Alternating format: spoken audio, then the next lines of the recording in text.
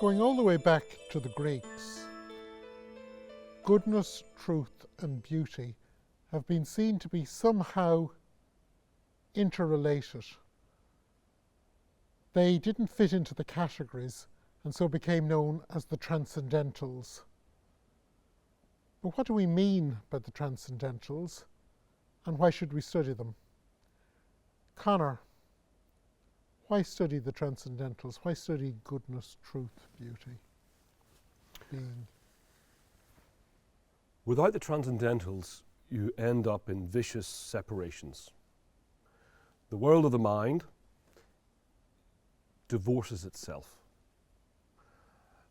And we end up in a form of nihilism or reductionism. So, for example, if you think that truth can exist on its own, just over here, oh, I got it right, it's true. E equals MC squared. It's true.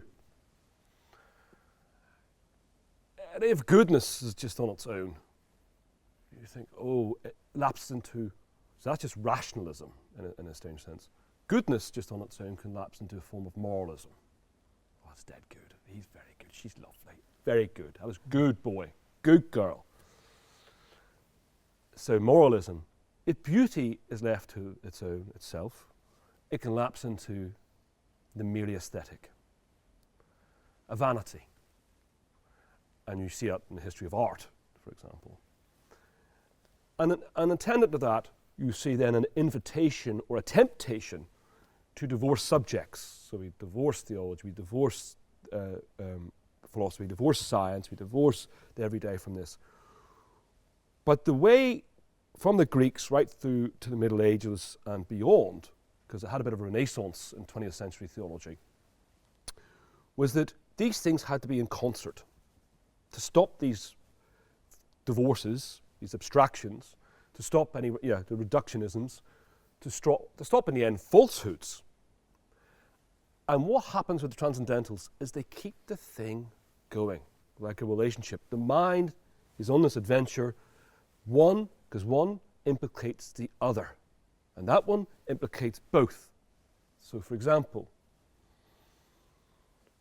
beauty and its etymology, it's the way the word's constructed in the past, it's interesting because it invokes the good, even its etymology. And it also has this beautiful notion of calling you. Beauty calls you.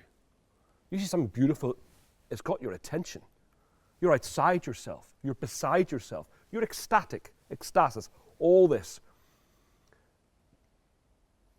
But then, what if this thing, if this phenomenon is beautiful, if that which is before your eyes is beautiful, you in a sense don't want to harm it. You don't want it spoilt.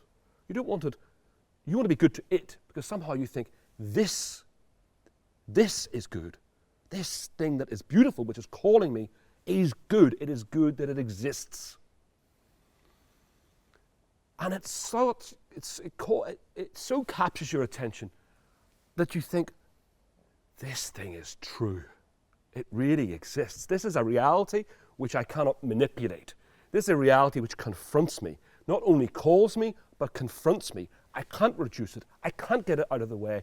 I can't simply control it. It's controlling me. And these are all acting in concert, co-implication, all the time, which keeps, as I said, the whole adventure, investigation of the mind, always dynamic. And this concert, this symphony,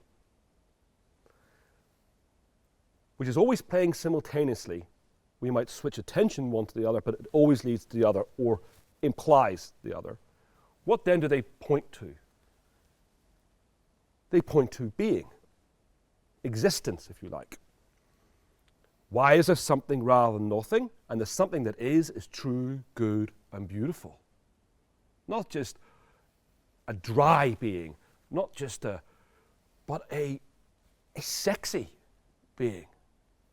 Eros, being, is convertible with the true, the good, and the beautiful. And arguably, you can't understand being without the true, the good, and the beautiful. Because if you try to, you'll end up in some strange, empty, indifferent. But this becomes somehow personal, yet universal, somehow personal. And it keeps us from the temptation, as I said, of reduction. It keeps the temptation of lapsing into the impersonal, the anonymous. It's always calling us back. It's always calling us back. And this is what enamored the fathers of the church, like St. Augustine opening up his confessions, and this restlessness of desire, being, existence, creation, somehow beckons us. And it beckons us to behold it, and to engage with it, and not to abuse it, even the slightest. And so I think it is the true adventure of the mind in its fullest sense, which in some sense forms our investigations in a manner which is much more expansive, and much more expansive and inclusive, yet humble, because you're kneeling to it. And one of the, I'm always fascinated by why people start off on a religious quest. Mm-hmm. Some people start off by the sheer beauty of something. Mm-hmm. They're attracted by the beauty of the universe. They're attracted by even the beauty of religion itself. Liturgy, whatever. Then there are other people who are invited into the quest by ethical. They're going to try and make the world a better place. Religions are incorrigibly optimistic. They're going to help the poor. They're going to educate people. They're going to nurse or whatever. And then, of course, there's the people who are searching and they're looking for truth. And yet, when they actually become real in an individual's life, if they don't invoke, if the search for the good doesn't bring in beauty, it becomes bitter. I'll give you a cracking example of that. You'll hear people say the people doing the good, feeding the poor. Yeah. Sometimes they become a bit ascetic, a bit pious, a bit dull. And a classic example of that, and maybe the good after the beautiful, can be a bit indulgent. And the best example I can think of I've ever come across is when the woman in the Bible puts the perfume, bathes Christ in the perfume. Now this is a bloke, this Jesus lad, who's been going, feed the poor, feed the poor, feed the poor, feed the poor, right? And then Judas, who of course is controlling the purse, goes, this is a waste of money. We've got to feed the poor. And Christ turns around and goes, you will always have the poor, you will not always have the Son of Man. Now, the way I take that to be is that, for example, let me put it in these terms. The one who wants to feed the poor will think the cathedral is an abomination and a waste of resources. Who does that sound like?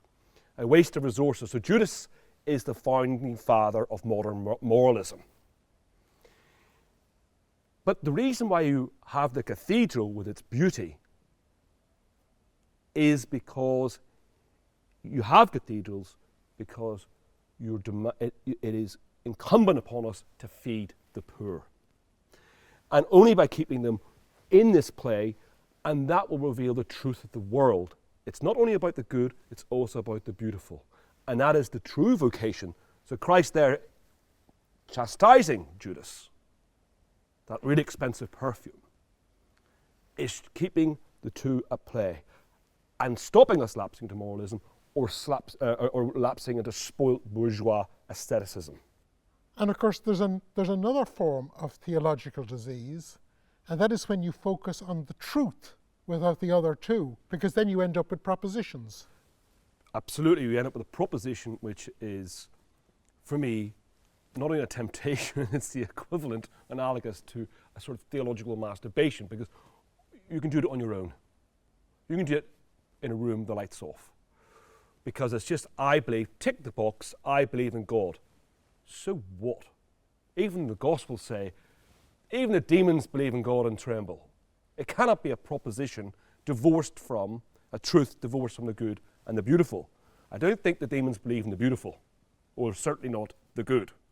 So it cannot be a proposition, an abstraction. The truth has to call back to the good and the beautiful. After all, for Christianity, the truth is a person. I am the way, the truth, and the life. It is a person, not a proposition. Aquinas famously remarked that the terms good, true and beautiful are interchangeable. Thanks, Conor, for trying to unpack that famous statement.